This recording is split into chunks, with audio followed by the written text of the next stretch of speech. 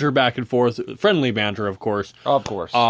Was absolutely phenomenal. It kept us very, very sane, as well as our neighbors to the other side, who I unfortunately can't remember the names of, but they sold they sold like homemade. Of course, somebody's having technical difficulties and listening to our podcast. I'm having tons of problems here. So anyways, leave me alone. The ones beside us were selling homemade jewelry and all that, and they kept trying to convince me to wear this pink belly dancer outfit with a white purse and some flowers. They insisted on the flowers.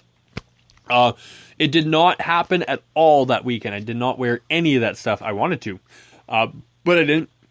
So big shout out to them as well. I doubt they're listening. Well, Lazy Nerd is. Lazy Nerd, and he did confirm it was slow scan. Yes. Also, a big shout out to the guys at Wasteland Emporium who definitely made my buddy Darth Ball's trip absolutely enjoyable. We were literally spending hours talking about blowing stuff up. It was awesome. They made him a pretty wicked. No, that was actually the duct tape beside them. Oh, okay. These guys do some beautiful glassware. Also, I got a Legend of Zelda glass from them at another event. Also, two big shout outs to the other fellow podcasters that were there this weekend. One being Digital Fiasco, who have absolutely the most drool-worthy equipment you could possibly imagine. Absolutely drool-worthy. And the other one is Super Gamer Podcast. I really hope you're listening tonight because I definitely it's okay. I definitely hope you are, and we can eventually get you on our show as well as appear on your show and share some tidbits. It's absolutely crazy because we at this point it feels like we have a lot of people lining up to come on the podcast, which is just phenomenal. There's a comic book store that I'm very familiar with, that we are in talks with, as well as an artist who went off and she created a picture of an AT-AT from Star Wars. And a pink panda. Pink Panda, thank you. Yes. And so she would like to come on, and there's... Completely forgot, because I actually, at the Star Wars Social the night before on Friday, I actually won in my anime package this picture from Pink Panda that was Astro Boy. It is... I'm going to have to post pictures of it later for you guys. It is absolutely phenomenal. She is an absolutely amazing artist, and you know, I kind of sat there talking with him a little bit, and just it was awesome to pretty much communicate with all these people. But we are going to take a quick music break. This dude needs to take a breath. That's really why we're taking a break right now, because I've gone about 5 sentences in edgewise for the first 20 minutes of the show. I apologize. That's okay. Weekend. I was having problems with our social media, so it's okay. Okay, well, sit back, enjoy our music, and we will be right back.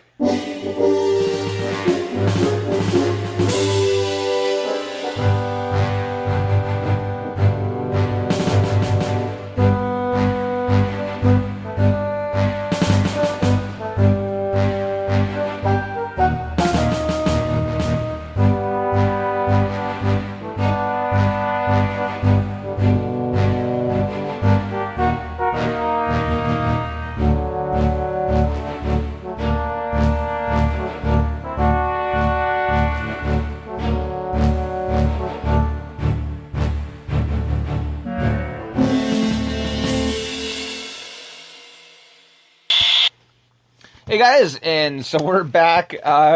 Captain is gonna take a bit of a break, or sip on a little bit of ginger ale. I'm gonna take over a little bit, I guess. This past weekend was just kind of a crazy up and down thing. Saturday, go very briefly through it. I mean, we only did 2 interviews on Saturday, as opposed to 5 on Sunday. So that kind of tells you kind of the weekend we went off and had. On Saturday, we kind of started off a little slow. We weren't really sure what we were doing. So I did a lot of Facebook Live videos throughout it. Pardon me. And I actually participated in a video game tournament. It was a Super Mario Kart tournament. I came in second place, but I don't feel like I really deserved that. It was only 6 players, and somehow I went off and I beat our friend Eagle and Bubbles' 12-year-old son to advance to the second round. I got a bye into the finals because there was no, only 6 players, and then promptly got my butt kicked in, the finals of the tournament, and then afterwards, Eagle, took on me and beat me at the last moment. So I guess technically speaking, I really only came in third. But otherwise, I was pretty eventful. There is a video of me taking on their son and somehow beating him. I actually thought he was going to whoop my ass because I'm 39 and he's 12, and it tends to be, the other way around. The kids usually beat the adults, so I'm not sure how I lucked out there. After that, though, we did have 2 really good interviews. We'll start off with Intercon, which is coming up at the end of August, I believe. There is August 27th and 28th. And so we got a chance to sit down with them and had a pretty good interview on there. And it's actually very humorous. I encourage you guys go check it out on the Facebook Live video, because one of the guests that we had there went off and just was making me crack up. I ended up filming everything the first day. And so one of the guests literally got up right up close to my phone and was making me laugh because he was pretending to tap on the glass. And that would actually be Will. He is the guest voice actor for Entercon. He did numerous voices that he actually showcased during that interview. So definitely go to our Facebook, check that out, and give it a listen. It is a really, really awesome interview. Definitely very informative. There was actually things that Will had said that not even Rob, who is one of the founders of Entercon, didn't even know. So definitely worth listening to. Absolutely. Then at the end of the day, literally as everyone was packing up and getting ready to leave, we got to sit down with cosplayer Jay Tanuki, and it was a very, if you're into cosplay and want to learn how to go off and to get into it, I encourage you, go check out that interview. It was very informative. We only had her on for about 15 minutes, but in that 15 minutes, Jay went off and just provided a lot of information. She does a lot of Twitch videos, and so she's very used to going off and packing in as much information as possible. We were actually running out of questions for her, not because she was giving us a short answer. She was giving us these incredible answers, but she was packing in. She was actually she managed to answer 2 or 3 questions in one answer. It was definitely, you could tell that she's been interviewed a lot. It is really awesome. And unfortunately, being the end of the day, like, we tried to plan hers and Chloe's interviews towards the end of the day, just so it was a little bit quieter. The only unfortunate part on that is exactly how exhausted and tired that we were, that our brains just were not working properly. I felt like I can literally, you can go up and you can ask members of your team. I was actually falling asleep near the end of the day before Jay came on. And I think at points where like, what do we ask next? And we were like looking at each other. I was looking at the time like, oh my God. I was actually so exhausted by the end of the day that I basically, it took me 45 minutes to walk from the university to the hotel of what should have only taken me 20 minutes. I was so slow and so sluggish that it wasn't even funny. It was absolutely insane. And then you know what? First, before we go any further, we do need to get a shout out to a bunch of friends who showed up on Saturday, who went off and made our days awesome. A big shout out to our buddy Andy Johnson and Mike Frisk, who came out. Definitely a big mood boost. Absolutely, Andy is an absolute warrior. Serious. I mean, I would. He and his parents are a couple guests I would love to come on to the show and just talk about just some of the stuff that they went through and have absolutely come out the other end. Swinging hard. Heading for the fences, because I mean they're absolutely, Andy in a lot of ways is one of my heroes. So I'm grateful that he was able to come for a little bit. And got himself a new backpack. And yeah, he absolutely he went off and managed to get himself a great backpack out of the deal. So that was an absolute bonus. Also, big shout out to Meg and Richard, who showed up for a bit.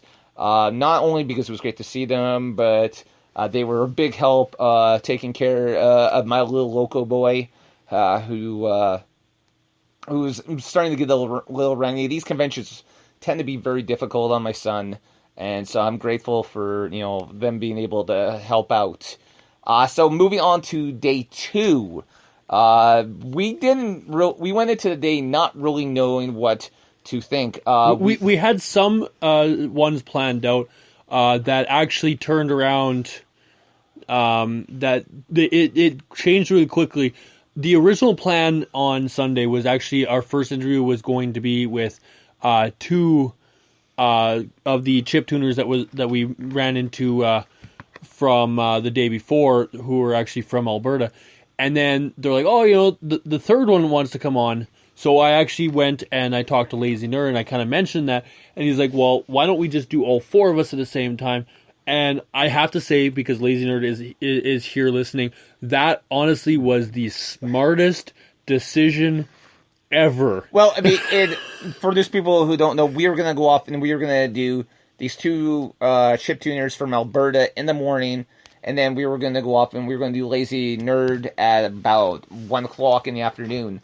And so we went off, and I mean, it absolutely made sense to go off and just pack everyone in, because we would have ended up having 2 very similar interviews with the same set of questions. So rather than going off and asking, doing 2, putting together. But I remember as we were coming out of them thinking, holy crap, we now don't have another interview scheduled until the end of the day. What are we going to do? That's where our team kind of stepped in. And I'm talking about my wife, Bubbles, Eagle, all kind of just came in together, and somehow we went off and managed to get 3 guests through, during the middle of the day. Before we continue that on that, I like the fact that Lazy Nerd actually brought up something that we really should have. If you were actually on our Facebook watching the interview with the Great White North chiptune, it literally became a prison scene. Oh God! If you looked, we actually panned off and showed it. We're surrounded by what looked like a prison, and at one point we were trying really great to ignore it, and we succeeded until the security guard upstairs was walking around with his keys jingling, and it really came together as being a prison. So we actually had to show it. We absolutely did, and if you listen to any of those interviews on that day, there is a bit of an echo in the background, and that's because, I mean, literally, this is a huge room. There's tables there for people to eat. There's, vending machines and everything. But yeah, I mean, we walked in to do, I think, our second or third interview of the day, and I started singing Jailhouse Rock. It really did. It kind of reminded me. But it was the perfect atmosphere for us. And I'm going to point out now that chances of us running a little late today of talking are very highly likely. And you know what? I mean, this will probably just be a longer show anyways.